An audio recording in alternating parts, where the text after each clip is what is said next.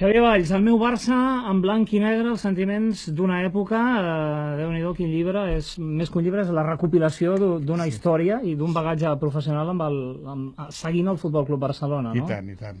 És uns anys meravellosos que vaig passar des del 72 fins al 92, que, bueno, el Barça era casa meva, com aquell que diu, perquè amb la revista barcelonista ho fèiem tot. Fèiem el futbol, el handball, el hoquei terra, el hoquei glaç, el bàsquet, ho fèiem tots els deports. Una mica de tot. Hi ha algunes fotografies històriques, com per exemple aquesta que estem veient, la de Cruyff. A veure si en podem fer un comentari breu. Aquest és el famós gol de Cruyff amb l'Atlètic de Madrid, amb el porter Reina. Bueno, esclar, aquests són aquells gols que només els fan els cracs, perquè la centrada que li pega, que ara no me'n recordo si era el Charlie, que li pega una centrada que era magnífica i el tio posa el peu així. El Reina, com tu podràs a la imatge següent, surt protestant demanant falta, la qual cosa, com pots comprovar la primera, de falta res, perquè està lluny del porter, per tant no poden reclamar falta, no? I aquí el Xolo Sotil, en seguida anar-lo a buscar per felicitar-lo, perquè esclar, era un gol de... va donar la volta. Un gol antològic, sens dubte.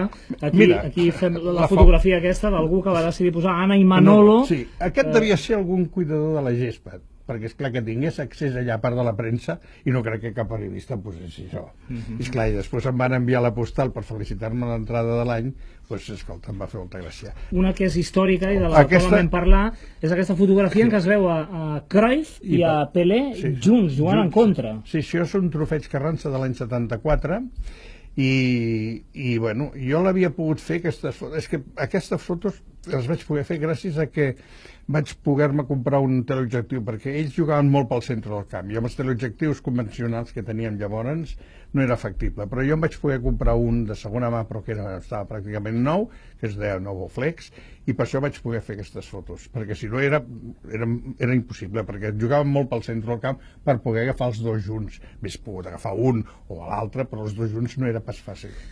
Aquestes fotos són curiosos perquè es veiés el funcionament del Barça, per exemple, als anys 50, 60, 70, perquè 70, la figura d'aquest senyor que era una mica l'amo dels vestidors. L'amo dels concerts dels vestidors, era un senyor que tenia havia sigut atleta del Barça, va ser campió de Catalunya, li mancava un braç, i aquest senyor, quan venia algú i li demanava que li signés una pilota de futbol, i si en aquells moments no hi eren els jugadors, ell feia les falsificacions tan exactes com els jugadors, que els propis jugadors no coneixien si la falsificació era d'ells. Era amb una sola mà, No sé, perquè em sembla que aquesta tradició s'ha continuat mantenint, tot i que hagin canviat el senyor dels vestidors. Aquí veiem una imatge de Johan Cruyff que pràcticament està detingut per la policia. Ell no volia sortir. Ell demanava que el gol que havia fet precisament el Boquerón Esteban, que després va vindre al Barça, amb la mà va fer un gol.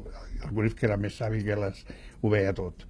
I va anar a protestar i l'àrbitre el va fotre fora i ell no volia sortir. I llavors l'àrbit i el delegat del camp, que és aquest senyor, va reclamar la força de l'ordre públic per treure el que va costar, però al final el van treure, sí. He seleccionat aquesta, que és un bar que hi havia als vestidors del Futbol Club Barcelona per la premsa i els jugadors. Sí. Aquest bar té història, perquè, esclar, quan anàvem als hiverns a fer l'entrenament, feia fredet, i ells aquest et preparava un carajillet. Fixa't que només hi havia una botelleta de conyac aquí. I aquesta barra era, el puesto de reunió amb els jugadors. Aquí quedàvem amb els jugadors quan acabàvem d'entrenar per anar a fer un reportatge, per quedar per fer unes fotos. I aquest, que era el Martí, era un home, entranyable.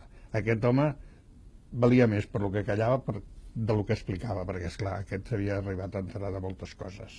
Aquesta barra dels vestidors la va retirar el tècnic...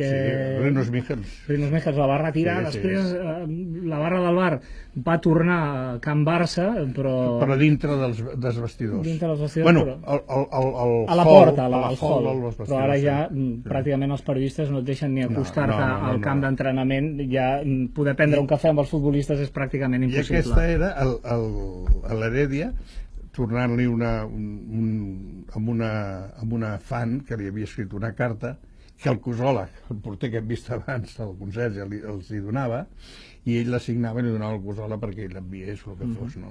Aquesta que veig aquí, un senyor que hi ha amb una càmera de fotos, aquest és vostè. Aquest és vostè. No, digue'm de tu, sisplau. Doncs aquest ets tu, amb uns quants anys menys, perquè Johan Cruyff aleshores estava jugant... Mira, és el dia del comiat. El dia del comiat de Johan Cruyff. De Johan Cruyff.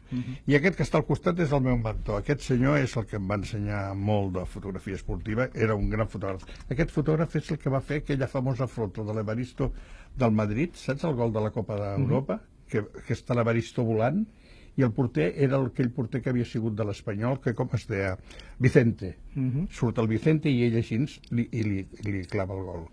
Aquest era el fotògraf. I va ser el meu mentor, el que em va ensenyar molt. I una foto també que hem triat, que ens hem quedat amb aquest jugador, Canito. El Canito era un tio... Ja ha desaparegut, un jugador que va jugar al Barça, va jugar a l'Espanyol amb una vida una mica complicada i entremaliada, no? Sí, aquest noi vivia a la zona franca, deien que era de la Inclusa, no tenia família, bueno, tenia sí família, tenia precisament un periodista que treballa a l'esport, vivia amb ells, amb la mare i ells, Toni Frieros, i ell vivia allà. Després no sé què, si se'n va anar a viure a Xun, no sé. I quan va començar a vindre al Barça i d'això, era un tio que venia cada dia com un artista de cine, venia amb sombrero, un trajat, venia, bueno, feia un goig tremendo. I clar, era molt caritatiu. Aquí veus, això estem sentats davant de casa seva en un bar a la zona franca, i aquestes dues gitanes que el coneixien bé anaven allà i ella els donava una bona propina.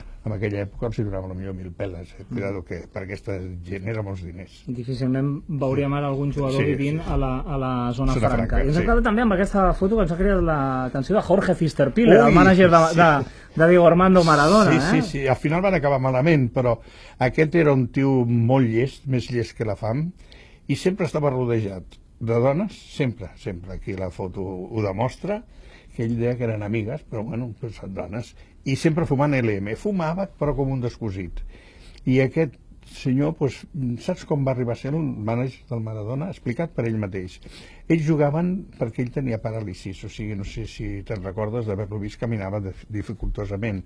Llavors, ell, quan eren jovenets, amb el Maradona, un dia ells s'estaven menjant un entrepà, i el Maradona en aquella època passava gana i tot, i li va dir, mira, si me das este bocadillo, tu seràs mi mànager. Dit i fet, tal qual va ser, per un entrepà. I bé, doncs és un recull d'anècdotes, ens quedem ja amb l'última foto que... Aquesta és el dia que el Barça em reconeix, em fa la celebració, que m'invita al palco, perquè aquesta foto jo la tinc cedida al Museu del Barça.